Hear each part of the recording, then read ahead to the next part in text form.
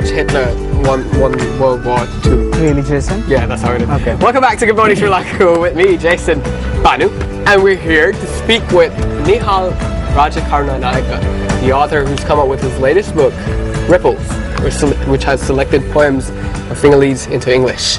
And so far, we've been having a blast of a time reading these, haven't we, Banu? Exactly, and we kind of focused on this mother segment as well, which was very emotional. But Yes, it's time now to switch gears into something different. Yes, right? now Nihal, you recommended that I should read this poem called Exercise. That's right. Yes. Why so? Because ladies in Colombo, they will not know what their servants think of them. Ladies of Colombo. Colombo and suburbs, Okay. they don't know what the servants who come from rural villages think of them, how they feel sorry for these ladies. Right. So you read that. Okay. Then so they this will also poem, know. which is called Exercise, is something through the eyes of the perspective of your domestic. It's all about perception today. Beware, ladies, you're about to get slaughtered mentally. What? That was a bit extreme, don't you think? I know, but it kind of covers that. You can get either offended, but you know that this is all fun. No, I don't get offended, but let's see. I'll read it as nicely as I can now. Alright. Early in the morning, dressed in white pants, the lady of the house goes jogging with our gentleman. I sweep the garden alone. They rush back to take the babies to school, packed into the heated car. I jog to the boutique, pound rice flour. When the motor breaks down, I heave water from the well. I hand wash the clothes, mop the whole house.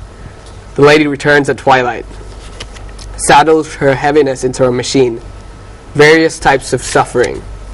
To tame the shrew in her, weekly checks of blood pressure, channeling doctors going on and on, a wafer-thin slice of bread, a poor meal for such wealth, a breakfast of leftover rice, fills my belly, my body force to work tireless.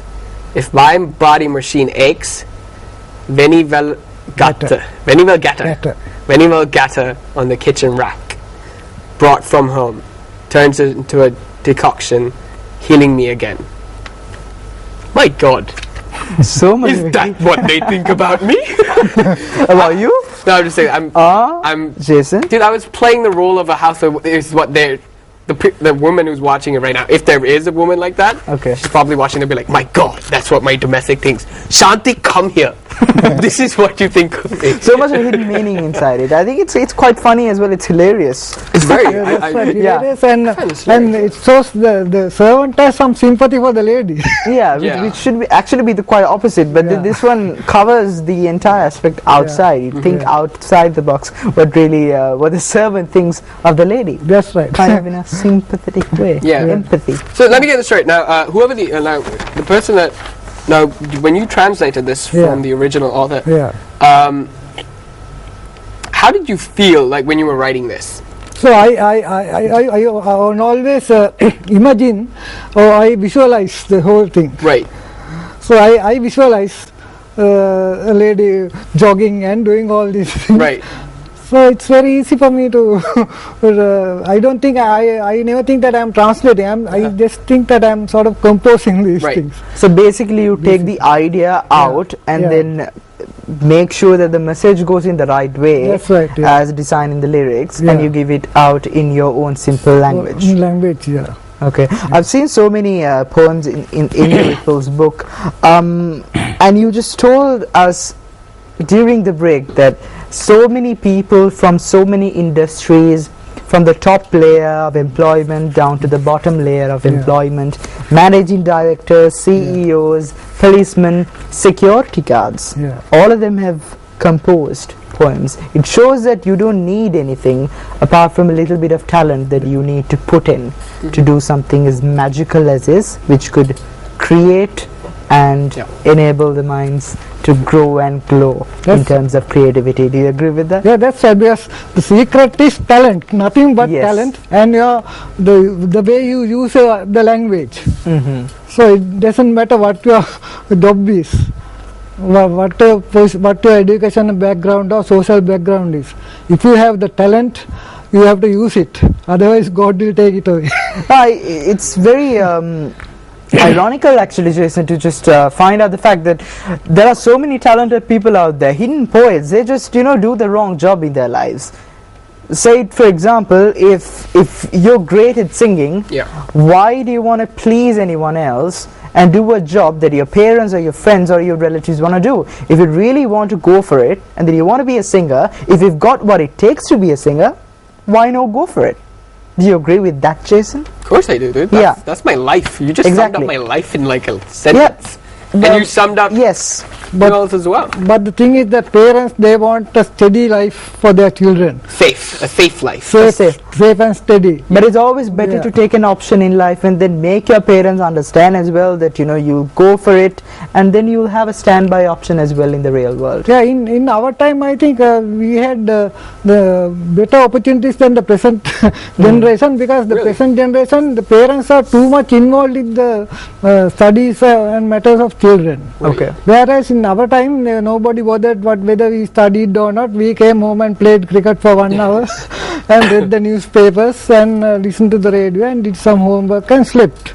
But nowadays, children are going to tuition classes from morning till evening. Very true. And they are tired and they can't think anything fresh. And the parents are also forcing them too much. Finally, they end up nowhere. In the best terms in the real world when it comes to this is you need to let go of your kids in such a way. I don't mean it in a bad way, but to give them some exposure and to give them some freedom to let them find out who they are as people, to find them, to find them what exactly that their careers are. But the final destination is here's the thing though. My parents had a switch they changed when we moved from Sri Lanka and we went out, and when we were here in Sri Lanka. In Sri Lanka, when we would not do whatever our parents said, we would go and hide in our room, right? And I know this is what happens to everyone. You say something bad or you did something bad, and you go lock yourself in the room. Usually, if you're in another country or person from anywhere else, you'll be like, honey, are you okay? Are you okay? All right, me or dad we're not mad at you. You'll be okay, right? But in Sri Lanka, it's more like, kick the door open. We're like, what did you say? That's pretty much it. So that's what, I think the fear factor is what kind of gets these people afraid of what they want to do. And that's been drilled into us since we were kids. Right now, it's up to you. Like, here on Good Morning Sri Lanka, I'm giving you a great piece of advice through the written word of poetry. Oozing our creativity is the best thing that we could give you on Good Morning Sri Lanka. I think we've done quite well on this show so far.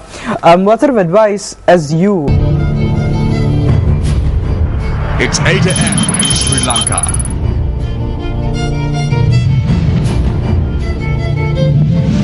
12:30 p.m. in Papua New Guinea. Papua New Guinea will be in Sri Lanka for the Commonwealth Heads of Government Meeting 2013.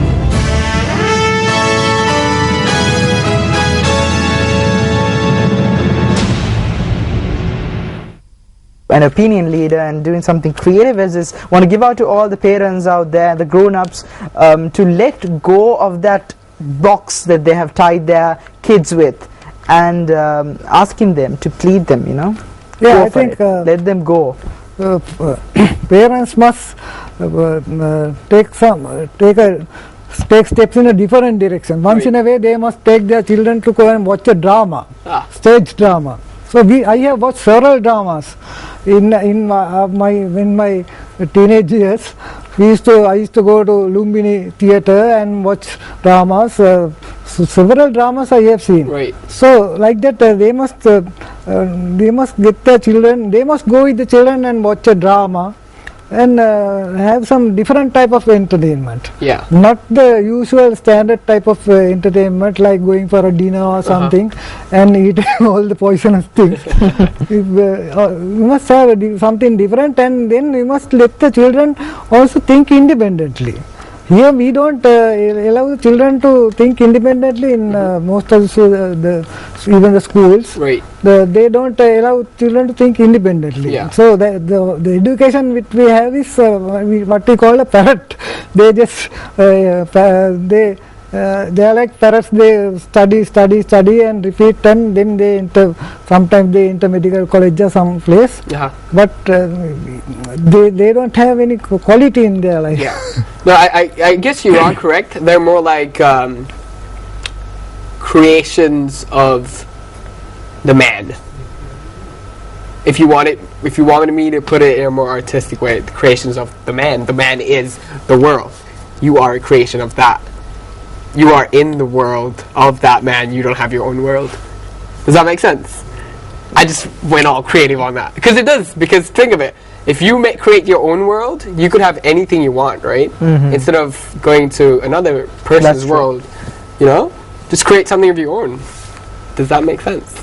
Yes, of course. Did I just make sense, Banu? I think you talked about yourself as well. Going into, you have to know your own boundaries. Yeah. I think that's what it's all about, and then just go out there, feel it, embrace it, have fun, play out. Don't be stuck inside your house. Have fun. Yeah. You know, do a little bit of naughty things as well, like Jason does once in a while. Basically, what we just said is have fun. We do have a music video as well coming up because.